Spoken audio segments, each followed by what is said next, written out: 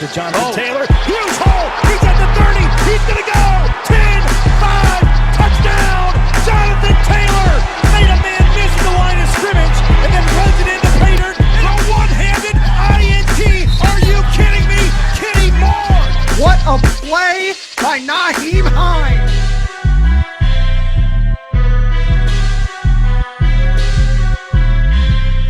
Horseshoe is back, baby. The horseshoe is back. What is going on, Colts Nation? Welcome back to another episode of the Bring the Juice Colts podcast. Cody Felger, Andrew Thomason here with you. Chris Ballard just addressed the media at 12:30 today, talking before the NFL draft. He had a lot to say. We have a lot of takeaways from this presser from Ballard. We haven't heard from him really since the end of the season. Andrew, what were some of your big takeaways? Let's just start right from the beginning, talk about certain topics. What were some of the biggest takeaways that you had from this presser from Chris Ballard? Well, I think my first biggest takeaway is his thoughts on the left tackle position. Ballard notes, and I'm looking at Stephen Holder's quotes here. He says, quote, "I think we've got 4 really good linemen. We've signed a couple of veterans. Tevye has started a lot of games for the Chargers. Julian has played in this league." And then he goes back and reiterates, creating competition and that they're going to put the best 5 offensive linemen on the field. So to me, that was one of the first things that stood out as he talked about the quality of depth at offensive line, which, as we've noted before, was a major concern last season for the team. Yeah, I think he also kind of mentioned, the need at left tackle. He's echoed, it's something he's talked about for years. Again, this is something that's so Chris Ballard-like. You can't just draft a left tackle for the sake of drafting a left tackle. You got to take the right guy. And I think that's a huge thing for Ballard, and that would indicate, for me at least, that if the right guy's not there at 21, the Colts would have no problem moving back and maybe trying to find a left tackle in that second round. Now, again, maybe one of those guys does fall that they have on their board, some of that pool of guys, that they feel like would be talented enough and they'd be comfortable enough taking at 21. And Ballard does talk about this offensive line and says it's a very talented one. He said maybe as good as I've seen in a while. He talks about the depth specifically through the draft, which I think, for me, reiterates the Colts might trade back again. They might think about that. I think it's becoming more and more likely now, hearing after Ballard, that the Colts might do that. What are your thoughts on maybe the Colts trading back after some of the things that you heard and saw that Ballard said regarding left tackle? Well, I think given Chris Ballard's history, it's always in play, right? I mean, that's just his nature. That's what he does. Especially, you factor in the Carson Wentz trade and the deal of the 3rd-round pick and the second-round pick that could eventually turn into a 1st-round pick. If there's a guy there that he feels like he can get maybe at the top of the 2nd round, he may trade back from 21 to that spot. But I think another thing to keep in mind, Cody, is what is he looking for in terms of compensation? Because when he's traded back, he's been a bit further down the board. He traded out back, obviously, from 26, picked up that additional 2nd. But he also had that additional 2nd in his back pocket, whereas this year he doesn't have that. So is he going to be asking for a 2nd this year and a 2nd next year, or a 2nd this year and a 1st next year? I mean, the 21 is kind of, mid-tier 1st round, and I would expect him to have a little bit more in terms of expectations for compensation if a team was willing to come up for that spot. Yeah, and I mean, I think Ballard, we all kind of thought this, but, Ballard talked about only having 6 picks this year. I think that's the fewest he's ever had as the Indianapolis Colts GM. He says the more picks you have, you need a little luck. The more picks you have, the more chances of luck that are going to show up. I mean, so I think that's exactly right. That's what we've seen Ballard do. I mean, even going back to trading from 3 to 6 and acquiring all those picks. But I think you're right. It depends what the Colts are going to get back in return. I think, honestly, Ballard wants to recoup that 3rd-round pick that he traded away in that Carson Wentz trade. He wants at least 7 to 8 picks. I mean, last year he had, 9 picks in that draft? And he found guys like Isaiah Rodgers, Jordan Glasgow, and just to name a few there in those later rounds. And so I think he's a guy that he's had a really good history of finding some really solid guys that can help contribute to this roster in that 5th and 6th round. I mean, Anthony Walker, a guy that just went and is now probably going to be a starter in Cleveland, just went and got paid in Cleveland. Chris Ballard is really good about that stuff. And so I think he feels like he can just kind of draft the guys they like and based off of their track history, man, they have a really good one. So they feel like they just want more picks and more chances at that dartboard. That's kind of what I took away, from what they want to do potentially with moving back. Well, absolutely. I think you hit it right there. You hit it on the head there. I agree. Chris Ballard's primarily been successful in the later rounds. I mean, you mentioned it. Jordan Glasgow, Isaiah Rodgers. I mean, you look at Anthony Walker, Marlon Mack. I mean, all these guys that he's found in those later rounds. And, you think of Anthony Walker, as you said, you mentioned, he's going to be a starter in Cleveland most likely. I mean, there's so much to be said about that particular part of Chris Ballard's tenure, I think. I mean, it's not that he hasn't hit on the first and second and third round picks, because they have been fairly successful. Tyquan Lewis, Kamoko Toure, Paris Campbell's obviously had some injuries that are just, beyond his control. But those later round picks have really been productive for you. And I think it speaks volumes to Chris Ballard's strategy and the way that he's constructed this roster. And if I may add just one more thing, he also said that he sees 5 to 6 bona fide difference makers in the draft class, according to Zach Kiefer's tweet. As far as first-round grades goes, he says, quote, Ballard, plenty of names that he expects to be on the board when the Colts pick at 21. So I guess referring to what you had asked me earlier about trading down, that comment in itself makes me believe that maybe they're a little bit more hesitant, just given his comments there.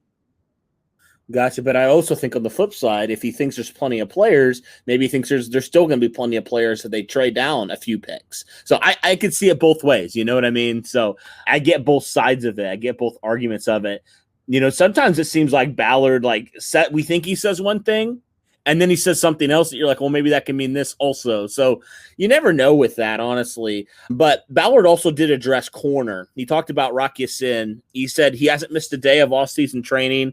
He's very driven. He says he's well aware what's at stake after 2 up-and-down seasons, which I think is very interesting. I mean, you go back to what Jim Irsay said a few days ago, Andrew, how the Colts want 3 solid corners. They felt like they only had 2, that being Xavier Rhodes and Kenny Moore. So it was like, oh, shoot, what does that say about Rocky Sin? I just think it's very interesting, because we've even talked about how maybe corner, because we know how much Ballard has a tendency to do BPA, right? Best player available. We said maybe if a guy like J.C. Horn or Caleb Farley's there at 21, the Colts take a cornerback and they surprise everybody. It's just going to be interesting, I think, kind of seeing how much confidence do the Colts have in Rocky Sin here in year 3? I mean, they took him fairly high a few years ago. Hasn't really panned out to this point. He's had some ups, had some downs. But I think that's just interesting that Ballard kind of is like, look, Rock knows what's at stake here. And the fact that, this is something I never was concerned with Rock, was his work ethic, right? I kind of always knew based off of his character, I mean, just what I've heard from him, that he was going to be a guy that was going to continue to work. So what are your thoughts first off on Rocky Sin, and then maybe about the Colts maybe addressing corner based off of Ballard's comments about best player available? Yeah, I agree with what you said about Rock. I mean, he's a very, very solid player. I think he's sort of growing into a leader for the locker room. And I've mentioned this before. We know how much Chris Ballard and Frank Reich appreciate having those kind of leaders within their locker room. That's why they tend to lean more towards drafting than they do free agency, and we can get into that in just a few minutes. But to answer your question, I love Caleb Farley, and I love J.C. Horn, and I love Patrick Surtain. So if any one of those guys happens to fall to 21, I would be, I don't want to say shocked, but maybe a little bit surprised if they go corner, just because given Ballard's success in the later rounds, as we mentioned, but at corner too, Marvell Tell, Isaiah Rodgers, like you said, they've had, I would argue, maybe a little bit more success given the little time that we've seen them play than maybe Rocky Sin has had over the last couple of years. And it's not to say that they're better necessarily, but I think that they have had better stretches where they've played a little bit better than Rock has. And I think that's important to note. And I think that it's important to also note that the Colts have faith in Rocky Sin, and they think that he's obviously going to develop into a lockdown corner. I think what they wanted him to eventually become when they drafted him. And obviously, like you said, he hasn't really panned out to this point. But to me, corner is a need. Is it a pressing need? No, but I have mentioned earlier, you have Xavier Rhodes on the one-year deal. You're not really sure what Tell's going to give you because he's coming back after opting out last season.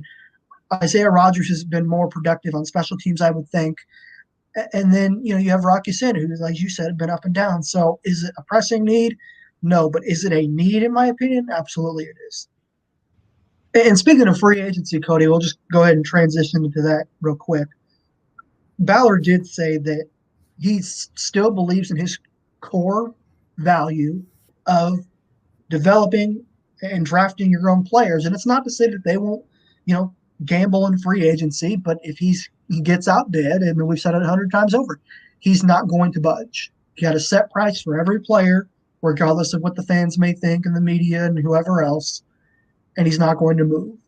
And it's paid major dividends up to this point, given the structure of the roster, the culture of the roster, and the locker room, and where the team, I think, is headed or potentially be headed over these next 4 to 5, maybe even 10 years. I mean, I think, in my opinion, I think he's built this roster for the long haul. It's not just they're not in a win now situation, I don't think, where you have to start winning, a Super Bowl or multiple Super Bowls, as Jim Irsay would say.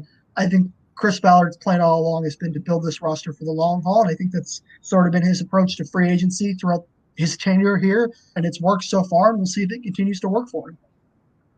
Yeah, it's interesting because I think myself, you, Derek, there's a lot of people who felt like the Colts needed to get one of these edge rush guys in free agency. Then when the Colts were virtually silent for the first week, we were all a little bit shocked, and frustrated and confused. Why are we not going after any of these guys? But again, I think we kind of lost sight of where Ballard is right now, and wanting to continue to build this core, wanting to continue to build via the draft. And, if you're investing that much money per year in a guy that's, say, a B player that you're paying A money to, then maybe that doesn't allow you to re-sign one of your guys moving forward, whether that be this year or in the coming years.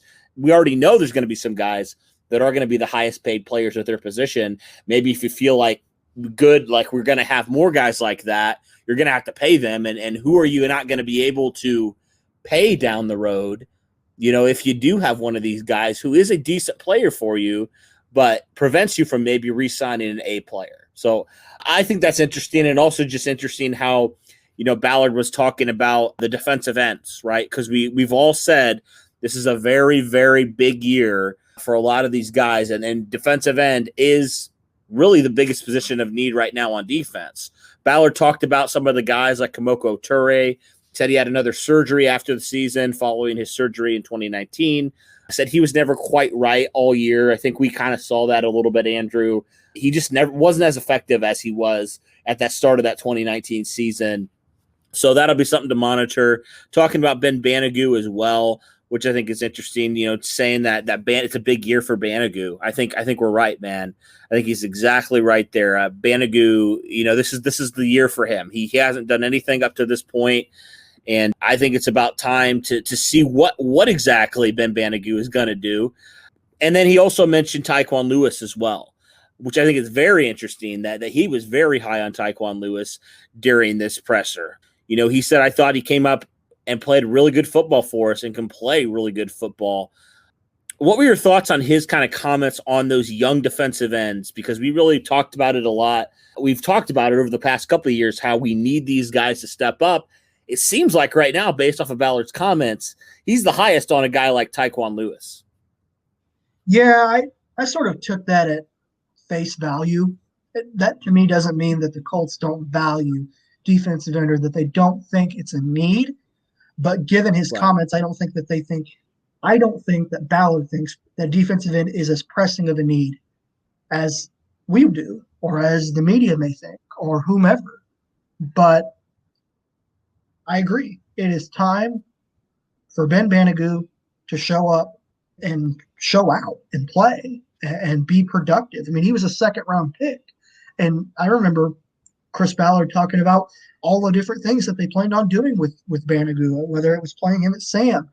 He has obviously been more of a defensive end, but he just hasn't panned out to this point. And if you're going to win in this league, You have to be able to dominate up front, and Chris Ballard and Frank Reich will be the first to tell you that. And that just doesn't go for the offensive line, as we know. That goes for the defensive line. Ask the Tampa Bay Buccaneers how they ended up winning the Super Bowl. They pinned Patrick Mahomes back and went after him, one of the most electrifying quarterbacks we've seen in the last 2 decades, and made him look like Case Keenum. I mean, he was bad. And they did it because they had an electrifying pass rush. And my point from saying all that is this. I think the Colts at some point are going to draft a defensive end, but I don't think it's going to be as early as people would expect it to be. I think that they have a lot of trust in Tyquan Lewis. I think they have a lot of trust in Van Vanagoo, and I think they have a lot of trust in Kemoko Toure, which Ballard also mentioned had a second ankle surgery this offseason, so that makes 2 between the last 2 seasons.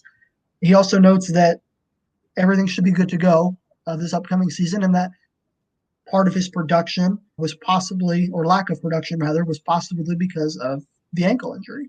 So that's certainly something to know. And if Kemoko Toure can get back to that 2019 form, especially that game, that he had in Kansas City where he was just everywhere, then I think the Colts will be okay. They may not be, Tampa Bay or Pittsburgh, dominant A-plus edge rush, but they'll be solid enough. And I think that's what Chris Ballard and company are counting on. Yeah, and I mean, I'll just be honest. I don't agree with it. If that is the case, I do think you still need to address edge rush pretty early because, that's a lot of blind faith in my opinion. I know, and I get it. You want to have faith in your guys, and I totally understand that. And the Colts do have some okay depth right now with re-signing Al-Qadim Muhammad and also Isaac Rochelle. At the same time, I'm kind of like, just give yourselves, it's kind of going back to that Ballard quote, give yourselves more shots potentially to hit on defensive end. And so for me, I'm kind of at the point where I'm like, I get it if you don't really feel like it's maybe a major need and you want to believe in your guys, but also the fact is defensive end was probably the biggest thing that held your defense back last year. Let's not just act like it wasn't. So I don't know if I agree with what Ballard's doing there. If that is the case, I don't know exactly if that is the case. They still could go edge rusher there at 21 or trade back and get some guy in the second round. But I just feel like personally for me, the Colts have to address pass rusher. They have to continue to tinker with it and figure it out. I agree. I think that they absolutely need to do something they're good. They now need to be great. There is a difference, in my opinion, between good pass rush units and great pass rush units. And like I said, the Colts are good. They're not great, and they need to find a way to get there. And if I may just add one more thing, I think Chris Ballard sort of views the defensive end position to a degree how he views the interior defensive line, defensive tackle. And one player stands out, and that's Grover Stewart, another late-round pick that had a breakout season this past season. And I think Chris Ballard truly, truly believes that these guys take time to develop. I mean, he said it himself. But I think your roster is to a point where you're in a kind of a win-now mode, even though I don't think Chris Ballard believes that their window has been completely opened yet. I think that while his method is proven, it's not necessarily the best. It's not something that he's not capable of changing. And that's important. I mean, it's important to be able to recognize when you need to change as an organization to a degree. And I guess I say all that to say that, yes, you can count on Toure and Lewis and Banagoo, but how much can you count on them? They've had some production, but they haven't had, that breakout 10, 11, 12 and a half sack season that makes you think that, defensive end isn't as big of a concern as it needs to be. And yes, like I said, Grover Stewart had a breakout season, but I don't think you can treat defensive end the same way as the interior of the defensive line. I don't think you can approach it from, it may take 2 or 3 seasons for these defensive ends to develop because your players obviously aren't getting any younger. Your quarterback isn't getting any younger. Your offensive line, all of your players aren't getting any younger. And I think the fan base has kind of gotten to a point where they want to see the team win now. They think the team is ready to potentially compete for a Super Bowl. And by waiting it out 2 or 3 seasons for 2 or 3 guys to develop instead of addressing it like many think it needs to be addressed, you're potentially holding the team back. Yeah, and I look at all the other positions. Like I look at corner, which we have some question marks in. I look at safety. I don't really think we do. Maybe beyond like, okay, number 3 safety. Look at linebacker. We think maybe the Colts will address there. We look at offensive line. Yeah, the Colts are going to address there. Like every other position, there's at least some like cause for argument, I guess, maybe besides left tackle. Like we already have some proven guys there. Whereas at defensive end, there's really nobody right now that I feel 100% confident in going out day one. Like there's a lot of potential. I agree. Like there's 3 former second round picks in there, plus some guys that have played some snaps for you the last couple of years, and a new addition guy as well. But you don't have that number 1 guy. Even at corner, you have Xavier Rhodes, who you feel, and Kenny Moore, who you feel pretty confident in. Like a defensive end, right now, I'm going to be honest, I don't have anybody that I'm 100% confident in.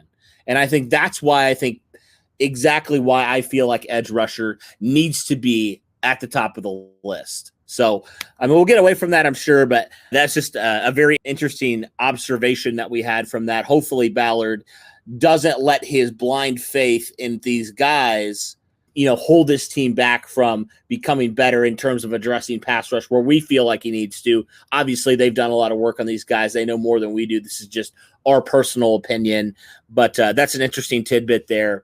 All right, well, the last thing we'll kind of talk about is Ballard talking about Carson Wentz a little bit.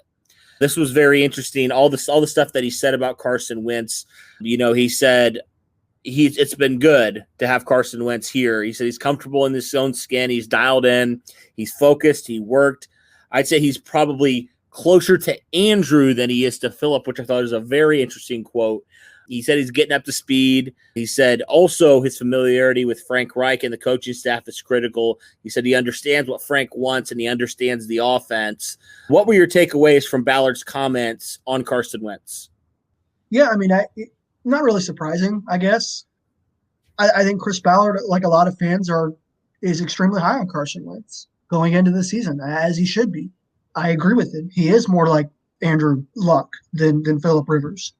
And that, personally is what excites me. His ability to make plays off script, to move the pocket a little bit if he needs to, the big arm, the accuracy. I mean, yes, his last season wasn't great. 15 interceptions, I think 9 or 10 touchdowns. I mean, it's just not great. It's bad. Let's call it what it is. But now he has a fresh start. He has one of the best, if not the best, offensive lines in football. He's got the running game. He's got the receivers. He's got all these things that we've already talked about. But I think more than anything, I think the fan base is really excited. And if they can get behind and rally behind Carson and what he is potentially capable of under Frank Reich, knowing what we've already seen back in 2017, I think this has a chance to really, really work out for the Colts in not just the short term, Cody, but the long term. I genuinely believe that Carson Wentz has a very strong chance of being the Colts' long-term answer at quarterback. I think so too. I really do. And it was interesting kind of I'm trying to remember what I heard it from, but basically the whole idea of like, okay, Carson seems locked in here for the near future. Like he doesn't seem like it's just like a passing thing for him. He really feels like he's locked in and ready to go. And I think just so much, man, situation matters. Like, the situation with the Colts compared to the situation with the Eagles last year, that matters.